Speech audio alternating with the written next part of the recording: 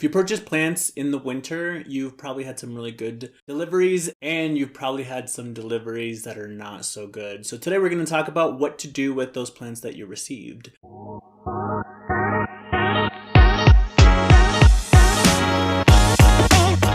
Welcome everyone, my name is Israel, I am your plant gunkle. I love to talk about anything regarding plants, and I also want to make sure that these are teachable moments. So one of the things that I like to do is purchase plants online, and that has worked out really great for me.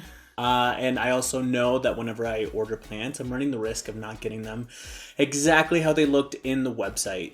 So if that's happened to you as well, today we're going to be talking about what I've done in order to be able to save some of these plants. All right, so the first one that we're going to talk about is this one. It's not looking too good, is it? So this is a Philodendron Gloriosum, and it is the zebra species. What I've done already is I've soaked it, because right after this video I'll make another video showing how I cut it, but I've been soaking the roots. What I'm wanting to do is gonna basically just be chop everything that's dead, because that's not doing anything for the plant. We'll talk about some examples of when you don't want to just completely chop things off. But for this one, the things that I do know that will work are gonna be the roots. So things that I always check to decide if it's gonna be a prop or a chop. And I'll explain those a little bit here in a minute. But if you can see here, these roots are very well developed. So the biggest thing that you want to check is always going to be the roots and the foliage. The roots here are good, the foliage is not. So with dead foliage, let's just get rid of it. It's not doing the plant any good. I'll save that for after this video.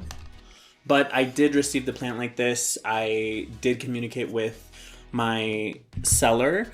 And that's one of the things that I actually wanted to elaborate on here. So whenever you're ordering online, check your weather.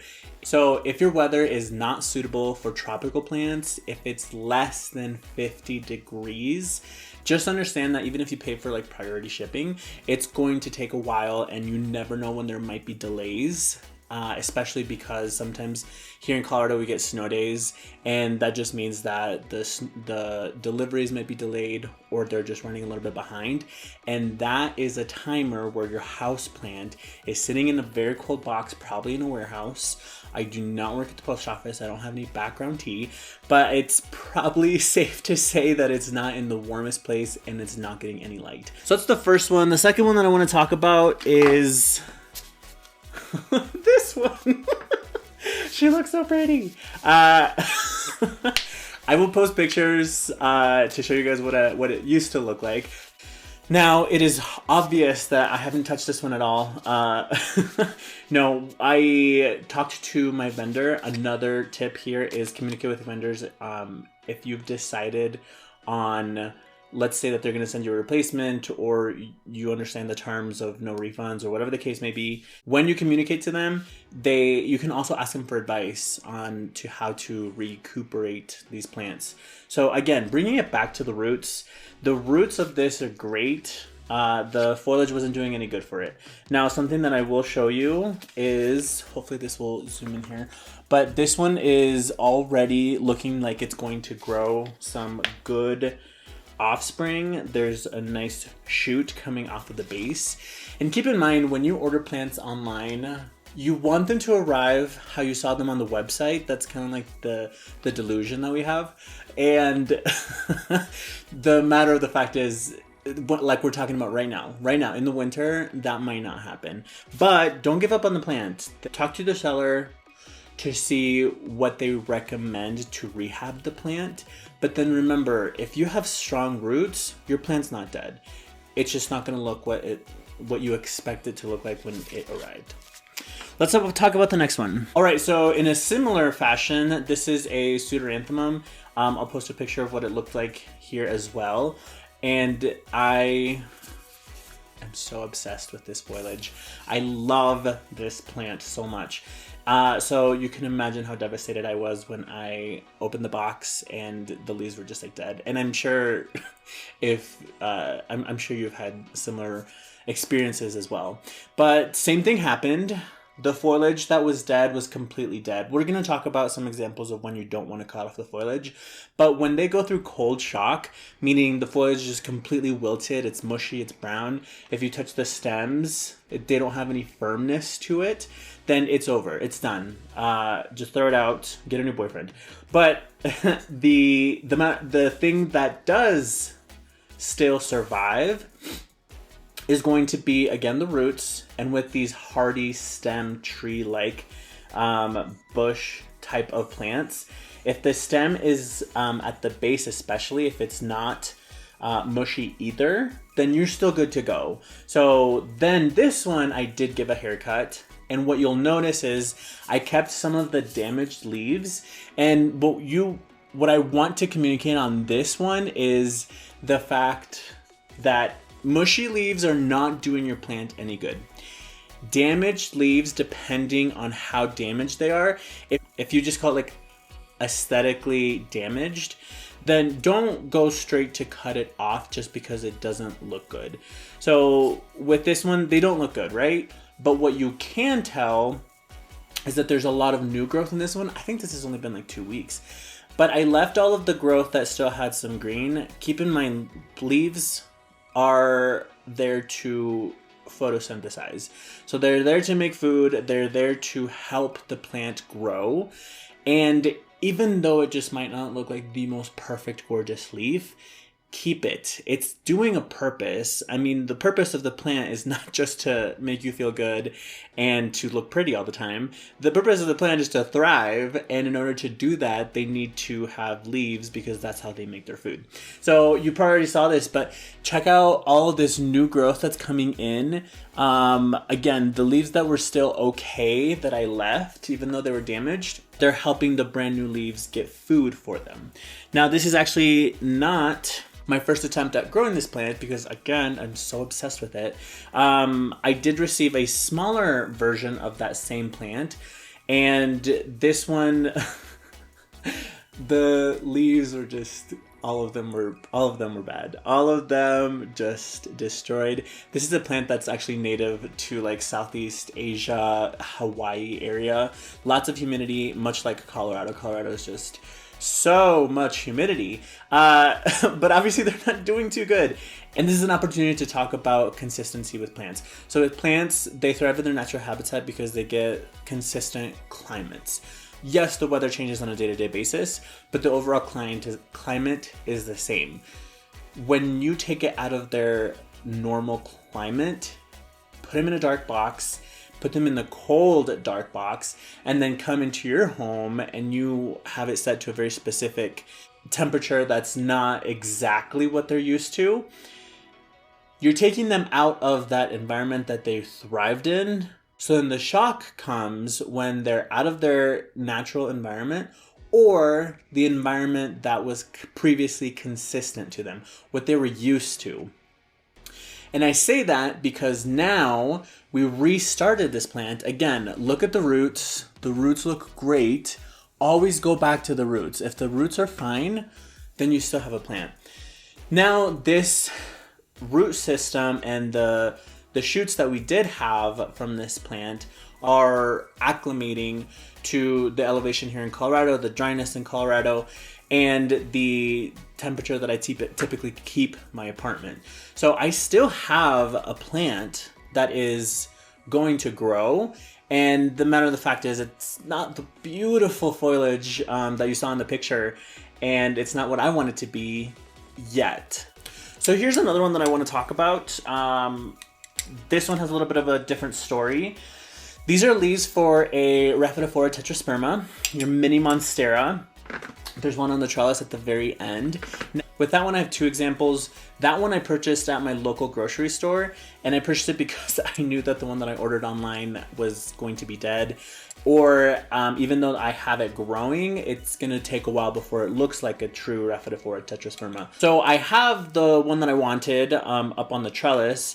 That one has its own story. It actually had a little bit of root rot, but it's doing great now. We're focusing on the ones that I ordered online and that died. So the plant itself kind of looked like a standard, it was a 4-inch pot, and it had a bunch of foliage and it was dying. It wasn't very pretty. I don't have pictures of that one, but I do have these vials. I'm lining them up.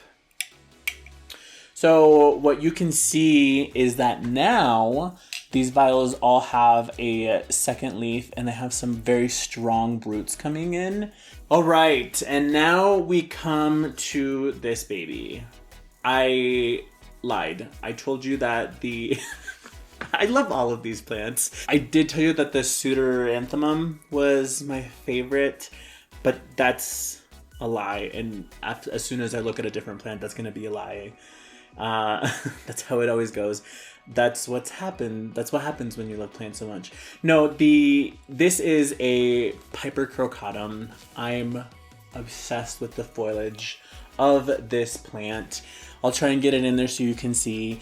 This is a gorgeous plant that I actually saw first here on YouTube. I'll link the channel that I love watching. His name is Nick. But the the disappointment that I got when I received this plant, and I'll post some pictures, and all of the leaves were just at the bottom of the box. I was so disheartened even thinking about it, but I knew that as long as the roots held up, I could still grow this plant. And I hope you also understand that as long as your roots are good, your plant isn't technically dead. It's just that the old foliage that you saw online is not there yet. So this one actually has a lot of new growth. This one I got let's see, this one I got 4 weeks ago, maybe last month. It's been a lot longer than this one. So another kind of tidbit of working with contractors that I can mention is, as long as you are polite and you work within their terms and conditions. I communicated with this particular seller saying I'm very nervous about the cold. This was back before it was freezing temperatures in Colorado. And I said I'm going to purchase the installation kit and the heating pad. I'm not sure that that's going to be enough. And I also didn't want to wait, so who's the problem here? And he said, if you want me to send it out, I'll send it out, and then we can just take it from there as soon as it arrives, which is exactly what we did. So I received this plant first. Gorgeous vine. It was on a bamboo trellis. It was a lot of vine because all of the leaves fell off, but it was super long, so I wasn't going to keep the vine. And then once I did cut it, everything inside, because the cold had penetrated through the outer layer, it was just hollow, so there was no growth coming from the vine. I did attempt to propagate just putting some of the nodes in soil, and actually just this morning I noticed that none of them took. So that's a risk that I took, right? But the main stem that already came potted is thriving. I showed you this already. And then when I got the replacement, I did the same thing with this one. So this is brand new. This is about a week old now. This is the only leaf that stayed attached. All the other ones fell. And I did the same thing, essentially. I am propagating the nodes. You can, ooh, this is new. This is good. Perfect. You can actually see that some of the roots are starting to get fuzzy and they're starting to grow. And then there's some new growth right here. And this is all just from water propagation. I actually hadn't seen that this morning. I'm also noticing that this one is not taking, and that's such a bummer because it's the only one that has a leaf. But what you want to do, just like a regular propagation, have some sort of aerial root, or for sure have some nodes, because that's where the plant will have the new growth coming from. I'm going to keep this as long as I can in here, and I'm really excited about the new growth that the other one is already taking. But the one with the actual leaf, I don't think it's going to make it. I can put updates on Instagram if you guys want to see that, let me know. But it doesn't stop there. So one of the things that I did, I mentioned that the first plant had a bunch of vines. And I went in there and I kind of snipped up the vines that were empty, that didn't have any leaves. Now what I did do is, some of them I couldn't keep an entire vine. And I also just wanted a bunch of different methods of propagation. I mentioned that I had a few of them that I had in soil. I think it was 6 or 7. none of them took. And it was worth a shot. It was a huge vine. So we have the mother plant, and then we have these. So these are the leaves that had nodes, and I wanted to attempt to propagate these as well. I'm just going to show you what I got. This is not pretty, but it's also very exciting. So the foliage doesn't look great. It's the original foliage, and it has damage. It's not the prettiest. However, check out this root growth. Yes, I'm noticing that some of the tips are not gonna make it, and